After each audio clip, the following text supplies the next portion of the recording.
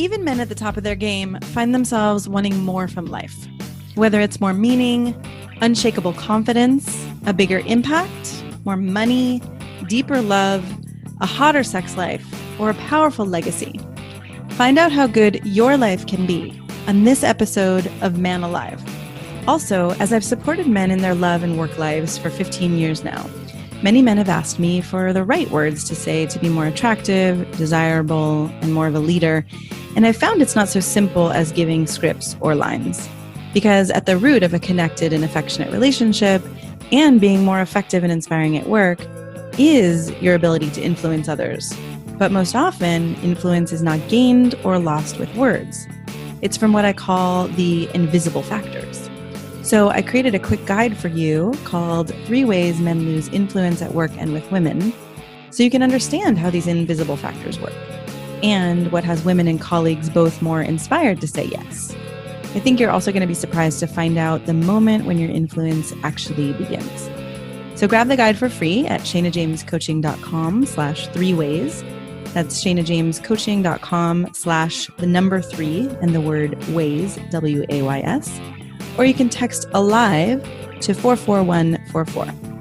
That's the word ALIVE, ALIVE, to 44144. I hope you enjoy the guide and this episode. Hello, and welcome to this episode of Man Alive. I feel giddy today because I have an amazing guest with us who I reached out to and wasn't necessarily sure if she would actually respond or say yes.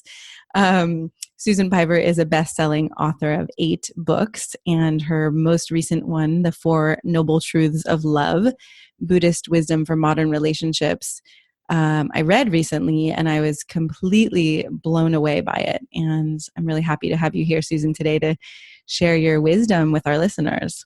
Thank you. Thank you. I'm really glad to be here. Yeah. So Susan's also written books called How to Not Be Afraid of Your Own Life, The Wisdom of a Broken Heart, and Start Here Now, an open-hearted guide to the path and practice of meditation.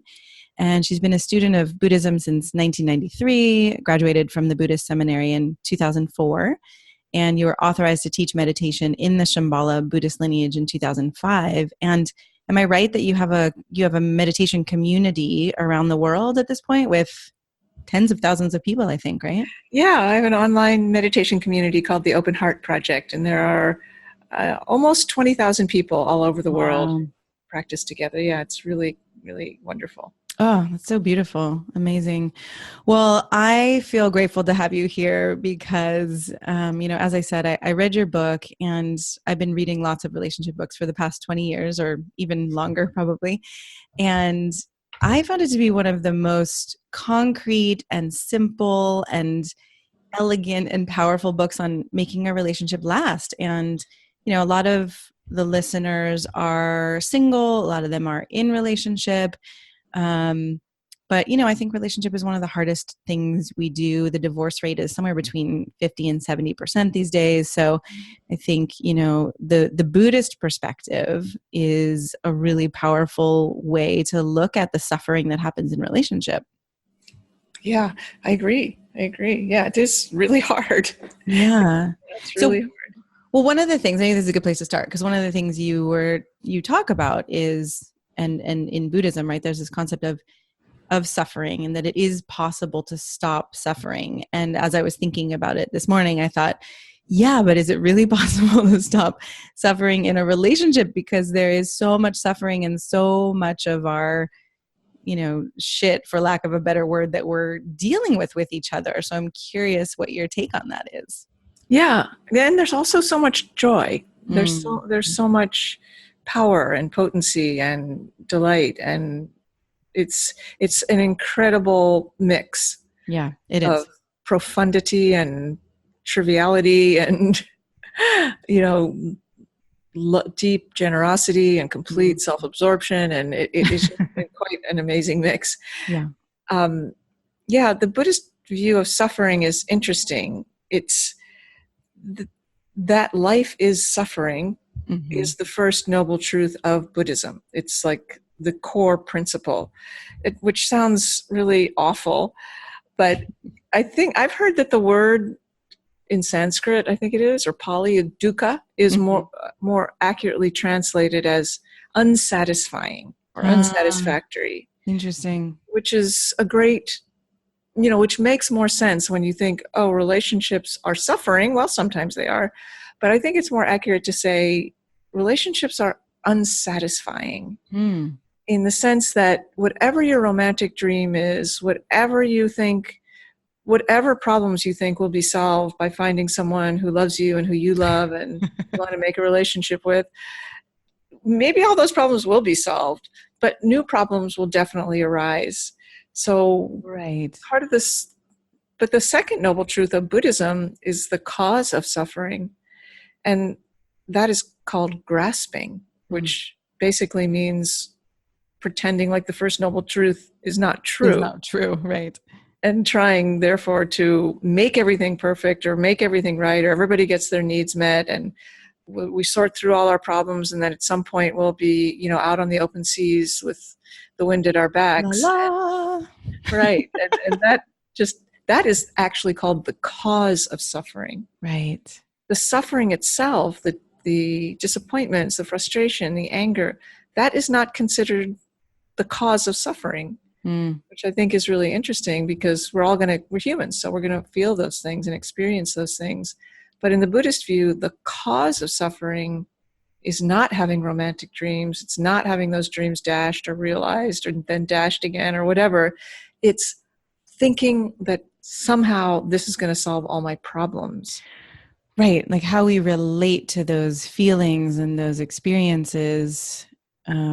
It's really interesting to even just kind of peel them apart in our minds, that those experiences might be painful. There's going to be heartache. There's going to be disappointment, but that actually doesn't have to be the same kind of pain I think we normally feel it as or associate it with.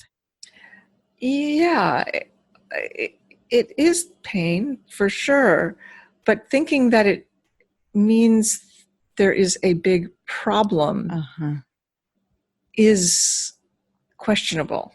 Yeah. And, not wanting to have discomfort or disconnection is obviously just creates tremendous problems in a relationship, because there will be discomfort and there will be disconnection. But I want to be very careful to point out that this way of talking about relationships and bringing problems in and not freaking out when you have them, and it does not include problems like abuse or addiction. Thank you. That's a separate category. So, we're talking about problems that a person could actually have some control over. Right. And And those conflicts that come up over and over again of, you spent money in this way, or you aren't loving me or giving me the affection or sex I want in this way, or those kind of, I was going to say more everyday problems versus like these, addiction, abuse. People actually need to make a change in their relationship. Those are problems that the person who is suffering from them can't control. Right. So that a different approach is necessary. Yeah. I don't want anyone to feel like, oh, I should stay with that because right. some Buddhist lady said I should stay with my discomfort. No, it's a really good thing to put out there in the beginning. Mm-hmm. Okay, so aside from that, right, as people are going through these disappointments and heartaches in relationship, if they're not taking it to mean, suddenly we have this major problem, or if it's not a sign that, you know what, you must not be my soulmate or my right partner because I'm not happy with you anymore, right? Or how do you then support people? And you go into this in the book, but I'm curious, what you would say here. How do you support people to feel what they're feeling, have those disappointments, and then stay connected to their partner instead of going off into that, downward spiral of this is over, you're messed up, I can't stand you, all of that? Well, you can't, if you're going to go into that spiral of this is over, I don't like you, then go into the spiral. The spiral is not a problem. It's taking action as if the spiral was real before you know what is actually going on. Mm. So it's part of what I really like and I really struggle with equally in the Buddhist path is that there is no instruction on avoiding suffering. Mm. There is no idea at all that if you just do these 3 things, these 7 things, then you will be exempt from the pain of being human. There is no possibility of that. Unfortunately, right? Well, Or unfortunately, maybe yeah. fortunately, right. Well, it also, it seems to be designed to propel you down a path of transformation and evolution, not the Buddhist path, but being human, being born. And so often when, one of the things that inspired me to write this book is that when I looked at books on relationships in the self-help section, they were all about how to get love, Mm-hmm. or how to keep love, or how to make love come back. But none of them were really about how to love or how to stay when things go off the rails in as they do. And that seemed unfortunate to me because most of what we're told, what I've been told, is here's how you can make it dreamy. Right. And here's what you should expect. And okay, great. Here, I'd like it to be dreamy. I'd like to have my expectations met, but this actually isn't just about me, which was quite shocking to find out that none of that has any bearing on the ability to have a relationship. The relationship is about us.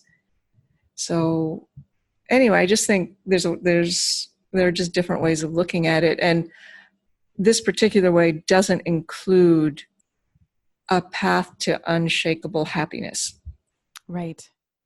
Well, and I love that you said also, like, if you're going to go down that spiral, okay, go down the spiral, but it sounds like go down it with mindfulness, watch your tendency to think, okay, this is over, or this person's not meeting my needs, because then you're going to learn something about yourself. You're going to grow, you're going to deepen, you're actually going to find what's getting in the way of real intimacy. Questionable that. Yeah. Okay. I have to say, because that I hope that what you said is actually true, and I've experienced many times that it is. But there's a piece in between, like going down the spiral and finding and learning something, and without this interim piece, it remains a conceptual exercise. Without which interim piece? This one I'm about to say. Feeling bad, feeling what it's like to go down the spiral, like making space for exactly what you feel, including this might be over. I don't know if I can do this. I don't even like this person. This is not what I wanted. Feeling all of that as deeply as you can, and abandoning as best you can the storyline. And instead remaining with what you feel, because for whatever reason, I'm sure actually I know the reason, it's just uncomfortable to feel painful things. So we want to say, I will feel painful things, but only if they will give me something. Right. And they will, but if we apply the agenda before we dive into the feelings, then we've constructed something that may or may not be useful. Well, right. And you wrote, and I think this is part of the Buddhist path, but you can tell me that having no agenda as a path to attaining something, I think that's what you're talking about, right? Where it's like I don't know. It's really interesting how I'm watching my own mind, and I have a spiritual practice, and it is about feeling and going into something and understanding it. But it's still, even as you talk, it's so simple, and yet it's so hard to get my mind to loosen enough. I know what you mean. Right? Yeah, me too. Yeah. And that's personally, I think that a meditation practice is essential, or at least very important, because it introduces spaciousness into your mind and heart. So the hard part is, I feel this thing and I jump to an action or a narrative line or some response. But if I could introduce a space and just stay with, I feel this thing, and wait instead of jumping to a solution or a narrative or whatever, then something interesting happens. I don't know what it is because it's different for everyone, but if you remain with yourself and delay the agenda, at least something powerful happens. Which is so challenging in this modern day and age where everything's moving so fast. And if people have kids and they've got 10 minutes to have a discussion before one person goes to sleep or the other person goes to work or whatever it may be, it's really hard to slow that down and not jump to some storyline or conclusion. Right. So a meditation practice is, I don't think I would be married still if I didn't have one. And my husband's not a meditator, by the way. So interesting. It's not like everybody must do this or else your relationship is doomed. But for me, I can meet things more easily in real time without trying to slow them down, on good days. So, but it's hard. Yeah, sure. It's hard. When we started out saying relationships are really hard, that's not just a saying. I mean, it's hard. Yeah. It's not for everyone either, I don't think. No, I like that too, right? Where it's not a sign of failure if you're not in a relationship or if you don't choose to be in a relationship, or right. It may not, I think we're sold this, what do they say? Sold a bill of goods or something, right? Right. Like, this is the life you're supposed to have. Yeah. Not true. Yeah. Yeah. And yet if you're going to choose to be in one, right, how do you take it from that place of suffering, fighting, struggling, or suffering? I'm using that word, which maybe I shouldn't use that. It's more struggling, fighting. That's right? Fine. But you got to suit up, you got to suit up. I've heard people say so many times, this should be easier, or, what relationships are hard. Why is it so hard? Yeah. And it is hard. And if it at some point, maybe it's just too hard and it's not right and you should leave. That happens all the time. It's sad and horrible, but it's not a sign of failure. But if you enter it thinking, well, now we love each other, so that means everything's going to be cool, that's just not smart. Well, right. The way you translated the second noble truth, which in Buddhism is, the way I'm looking at my notes about how you translated, I actually can't speak to the what it is in Buddhism. You can speak to that, but your translation was that expecting relationships to be stable is what actually makes them unstable. Yeah. The first noble truth of relationships is that relationships never stabilize. Right. Okay. Nobody ever told me that. No. I don't know about you, but well, no, we were all taught. I can't say we were all. I was taught the happily ever after. So I guess that is seen as a kind of, it's just going to stabilize into something easy or something, just lovely. And these run-ins that we have with each other, from the small irritations to, the big small irritations about why do you fold your clothes that way, or, the big arguments about money or children or religion, all of that keeps happening. Yeah. And it's doesn't, you think, well, I'm going to work out these certain problems, and then, like we said earlier, it's going to be some kind of smooth sailing. But the cycles of closeness and distance and affection and disaffection and desire and no desire and getting along and not getting along, like that doesn't stop. Right.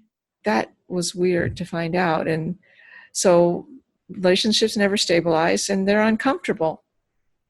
They just are uncomfortable, along with many other things.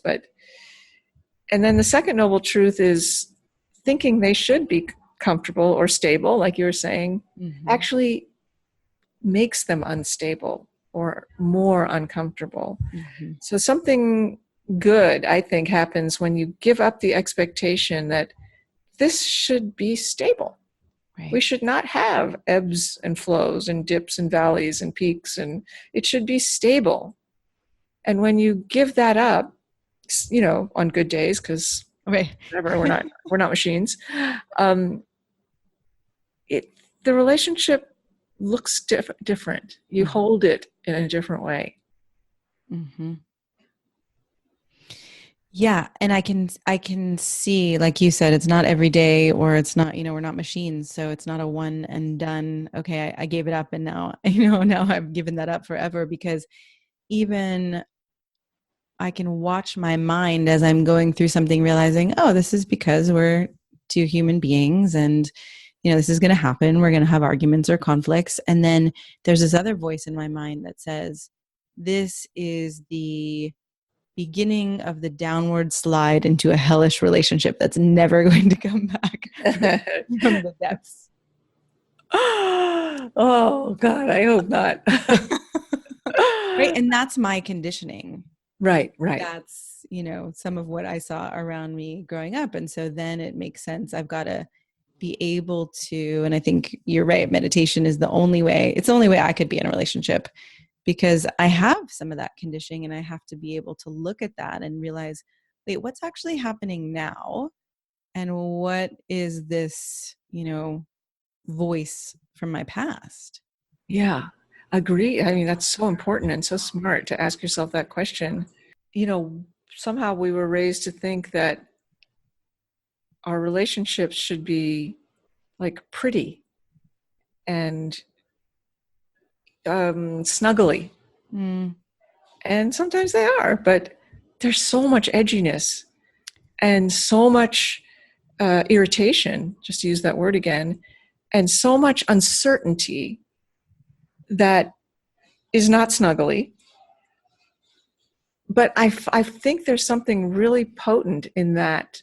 I cannot find a place to land where I feel completely comfortable for more than an evening or a week or a moment. That keeps me awake to you. Yes.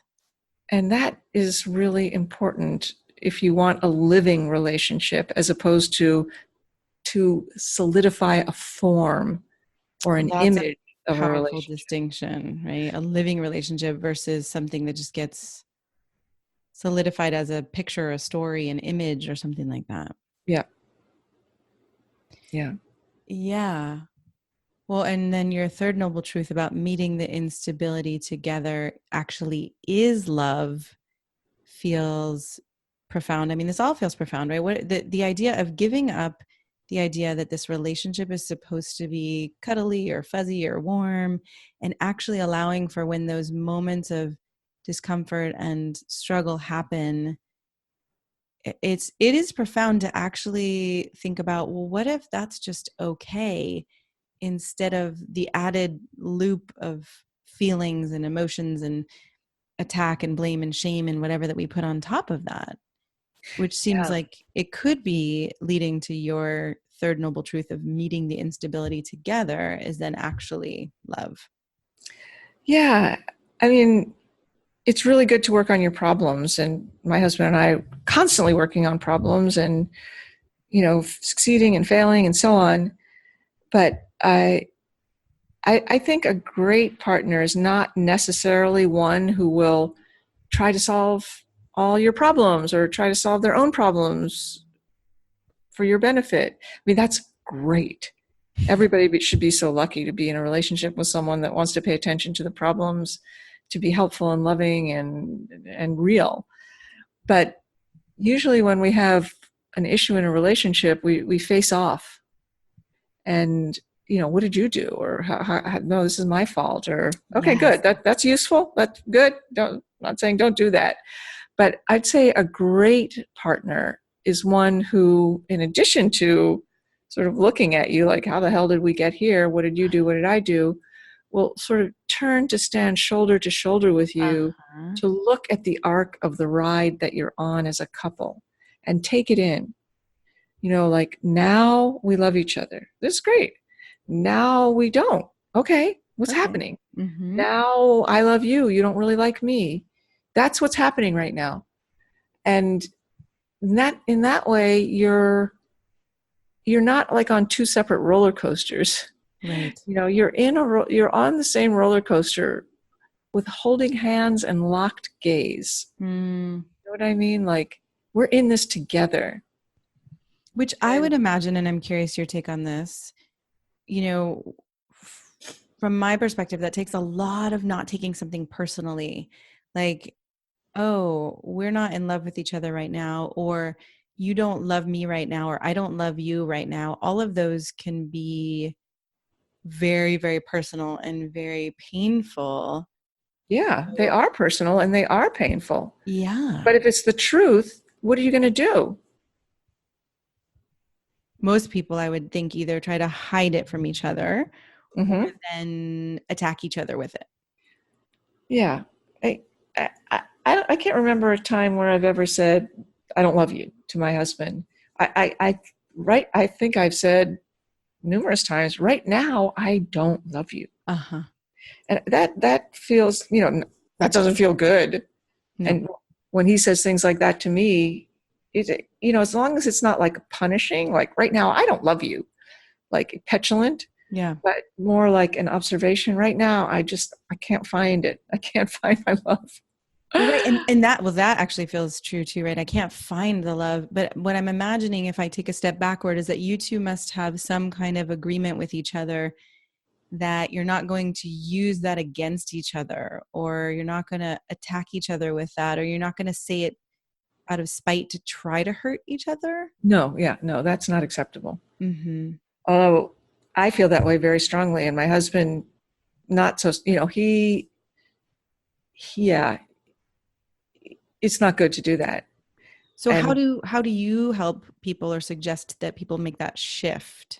well, luckily, I don't have to help anyone. I'm not saying that to be mean. I'm just saying I'm not a therapist. I'm not a counselor. I don't work with couples. I just reporting from my own relationship of 20 plus years and my Buddhist practice of 20 plus years, with the hope that it would be helpful to people, to see how the Buddhist path and the path of marriage or relationship intersect, Mm-hmm. and then, maybe there'll be some good takeaways in there and so on. But we each have to find our own way here. And it really, really helps to have a partner who is interested Mm-hmm. in, things that you think should be taken for granted in a relationship, like communicating and caring about each other and being willing to doubt themselves and tell the truth. And I'll just say, in my own relationship, there's somewhat of a gender reversal here with me and my partner, where I am in a heterosexual relationship with a man. He really likes to talk about things. Mm-hmm. I don't. Interesting. He's very relational, and he's taught me a lot. And I think I've taught him. It doesn't matter whether you're a man or a woman, but it seems that in all or whatever the actual gender mix is in a relationship, it does seem like there's one person, whether it's a man or a woman or neither or both, who is pulling for more togetherness, wants more relationship. Yep. And the other person is pulling for more individuation, more separation, more, individuality. And in our relationship, I happen to be the latter one. But at first I thought, well, he just wants to talk about things all the time. Why is he all up in my grill? Why is it's like it's overwhelming. And why is he in my face all the time? Yeah. And but then at some point I was like, well, actually he's trying to love me. And he knows something about relationships that I don't know. And I bring the piece of, you have to be a strong individual and not collapse into each other and not make the relationship into your God, your God. But you have to have your own life, your own strength, your own whatever individuality. So he's learned to think, when I go off on my own, to not think, oh, why is she avoiding me? Right. She's leaving me, or she's avoiding me. Yeah. How did you personally make that shift from he's up in my grill, he's talking about things all the time, this is overwhelming, to, oh, he's teaching me something and this is love. This is him trying to love me. Mm-hmm. Well, I noticed it. It wasn't like I made a decision and thought, oh, that's what this is. But I noticed it over time, months and years, that when I would want to just leave when a conversation got too intense, but he couldn't stand that. Uh-huh. And then I would try to stay, but I couldn't figure out how to do it. But after a while, I was like, okay, he really needs me to do this. Let me figure out how. Mm-hmm. You know, I'm not perfected at it by any means, but let me stay, even when I'm afraid, Uh-huh. and see if I can do it. So neither of us has changed into different people, but we've both come towards each other on this issue a lot. He's a lot. And then I just noticed, well, I'm learning things about how to stay in a relationship, and, you know, wanting to be by yourself all the time has created problems for me. So Well, I still like it, but it and I helped me love solve some of those problems. mm-hmm. I love the fact that you said, I noticed it, which is a very simple statement, but it feels very, meditative in a way, right? It's like, until we notice something and actually call it, I don't know, it doesn't matter necessarily call it what it is, but whatever we're seeing, we could be in this kind of amorphous, something doesn't feel right, or I feel pulled at, or I feel, I want to leave, or I want to come, it's like I'm being smothered or I'm being abandoned. Mm-hmm, mm-hmm. That kind of amorphous sensation. But then there's something, it seems like, in your noticing it, plus your commitment to a relationship where, what I would call, I've always wanted to write this book of like same team relationship. We're on the same team here. We're not playing against each other, right? We're not Right. trying to, if you score, I lose. It's like, how can we actually do this together? You should totally write that. That'd be great. Yeah. It feels like you slowed down, noticed it, and then, I don't know, maybe got clear, like, well, what do I really want here? Or how could I be with this in a way that actually would help us, not just me, but us? Right. And we're different people. He's not like me. I'm not like him. Mm-hmm. So I can't interpret his actions through my dictionary. Well, that's huge. That is useful to your fellow humans. Mm-hmm. But yeah, I noticed it, which I find more trustworthy than I applied a theory and it worked, which is normally how I and many people approach these very painful relationship problems, because there's so much vulnerability involved. You're like, well, Right. let me get a system of thought and a theory and 3 steps, and let me apply them. And then I won't have to be vulnerable about it. Then exactly. Yeah. Or I'll be able to be vulnerable in a safe In a way, safe way. which is not possible. No. And I'm glad the topic of vulnerability is coming up too. I think as I work with men a lot, there's a lot of cultural stigma around vulnerability is weak or unmanly or all that crap that has been in our cultural dialogue. And so I work a lot with men with, actually vulnerability as a strength, and how important that is in a relationship. Yeah. And you But it can't. sounds, Yeah, go ahead, please. I was just going to say, it sounds like what you're saying too is, or what I saw you doing is, you took the more vulnerable route there versus the theory or the story, or the attack, which seems less vulnerable. Yeah, I think that often the theories are protections against vulnerability. And I'm so happy you're working with men and to reframe vulnerability. And I agree with you completely. It is a power. Mm-hmm. And you can't do vulnerability. Mm-hmm. You can only be vulnerable, which, as a meditation teacher, it creates a lot, the practice creates a lot of vulnerability. So I talk about it a lot, and a lot of meditation books speak to this idea of vulnerability. And another word for it, I would say, is allowing, opening to, receiving. Because the thing that I find so interesting is that the things that we value the most, whether you're a meditator or not meditator, it doesn't matter, love and wisdom and innovation, creativity, insight. I think these are the things that we actually really value, that make a difference. They all have one thing in common, in my opinion. They are all things that we receive. Like, you can't go out and get them. Yeah.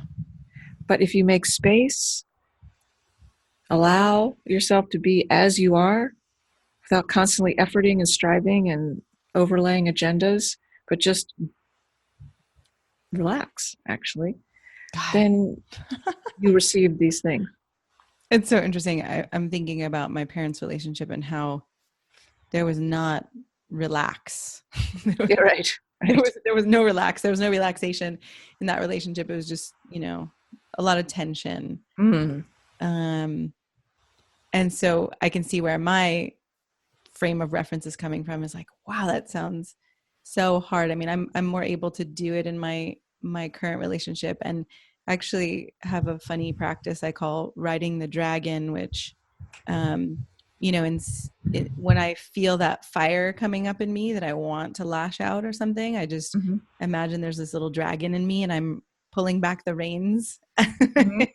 And I'm like, do not speak, do not say a word until you breathe, until you take some time with this, Oh, that sounds really smart. It does. Yeah. But right, it's like, when I imagine most couples who are struggling, and I feel your spaciousness, it just seems like such a powerful medicine, and yet one of the hardest things to do in that moment. Yeah. Yeah. It's why this is called the path of warriorship. Both the path of meditation and the path of relationships. It's not hard because it's a hard thing to do. It's hard because it's scary. Right. And so it takes courage. And the courage isn't like, I will rule this, and I'm not afraid of anything. It's, I have the courage to step in. I'm not saying I, Susan, but, sometimes I do. But rather, it's taking the view that I can go into situations where I don't know exactly what's going to happen. And I don't have to apply my agenda constantly, but I can just see what's happening and feel what's happening and trust myself to respond skillfully. It's scary because we want to know what's going to happen before we get there. Right. I'm just thinking of a moment in my relationship recently where I noticed I was being kind of argumentative, and I was fighting over the ingredients in a drink, and I was fighting over something else. And I was like, what is going on with me? Why am I doing this? And then actually we were meditating together, and I burst into tears, and I had this moment where I saw exactly what he had said that I got triggered by, and I started feeling like insignificant, or I wasn't enough. And then I brought it out into, I had to prove myself. Right. And it would have been easier for me to just keep going on that path of, I'm going to prove to you that I'm worthy or I'm good enough here, versus actually I'm going to cry and look at you and tell you that I don't feel good enough. So great. That's courage. Right. That to me, that's so brave. That's vulnerability. That's a great illustration of vulnerability as a power. You were powerful. But it doesn't feel like power in that moment. No, but it is. It's the only thing actually that has the power to shift things.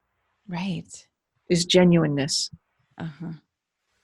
And if you can't be genuine, we all have masks and so on that we don't even know we're wearing. But if you can't be genuine or have no idea how, and you're with someone who also won't be genuine, then all you can do is make a bargain. You can't really connect.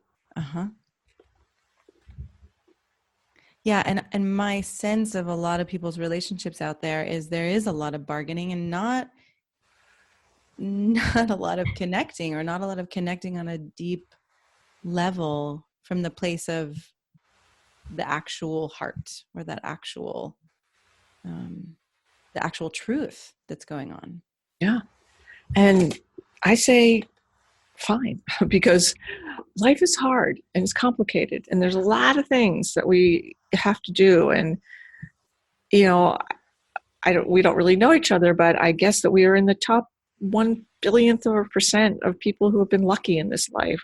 You know, that we have work that we like and we have food to eat, and Right. you know, it's hard, even for no matter what, it's hard. And if you want a relationship because you want a household, you want children, but your primary focus isn't, oh, I want to deeply relate, you know, and have a deep love. Then you're saying, okay, do it. Find someone else who feels that way. And there's a lot to work on in this life and a lot to accommodate and figure out. And just to make, you know, if you want to make a deal with someone, it doesn't necessarily have to be a cold-hearted deal. That's so interesting. Because right. Well, what would it be like to consciously make that deal instead of, I mean, do you think that the suffering comes from when there's kind of that deal, but nobody's spoken about the deal, and so then everybody has these different expectations? Or I think the suffering comes when the two people have made different deals, but they don't know it. So I mentioned this in the book, but this also, nobody told me this. I wish they had. There's love affairs and relationships, and they're not the same. And usually each person has a predilection for one of those. Like, I really want passion, to be in a love affair and romance, or I just want, well, that's fine, but I just want to find someone and make a life and have a family. And but we have been indoctrinated for some reason to think that all our love affairs should become relationships, right, and all our relationships should remain love affairs, right. But that's the a truth powerful distinction. That's rare. And so both are really good.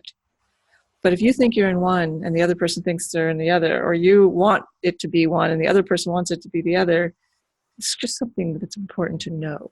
Right. Well, and that seems like it would be the cause of a lot, or not the cause of a lot of suffering. I'm trying to use the Buddhist mindset, right? Like, that wouldn't be the cause of suffering. Well, it could be very confusing. Yes. And painful. Painful. For sure. Right.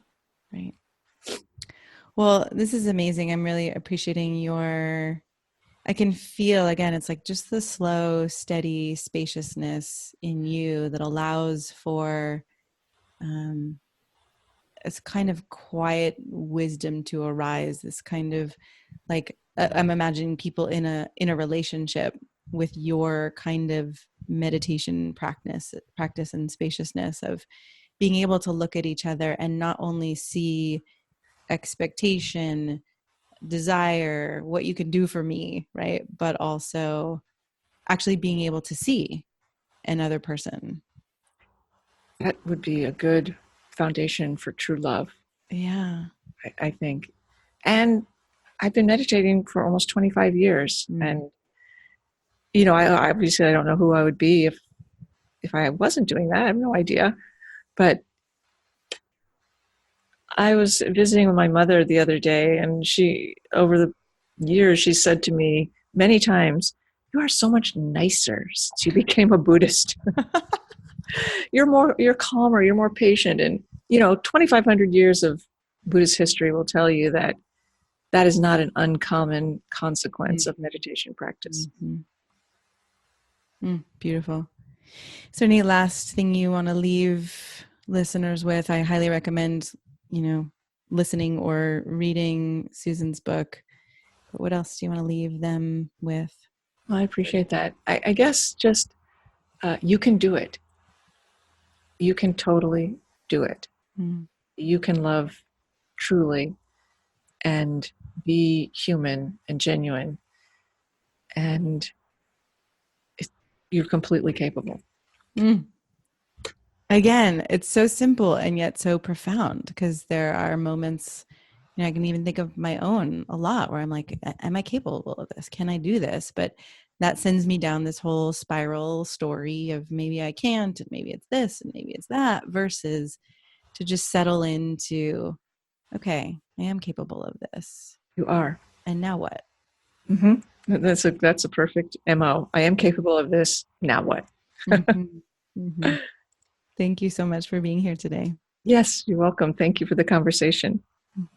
I'm so glad you joined us for today's episode of Man Alive. I hope it gives you a sense of what's possible and how good your life can be. If you like what you heard, I'd be so grateful for you to subscribe to Man Alive and write a quick review that helps men like you find us. And again, head over to shanajamescoaching.com/manalive to get outtakes, videos, and raw footage I only share there. These are some of the most interesting parts of these expert conversations.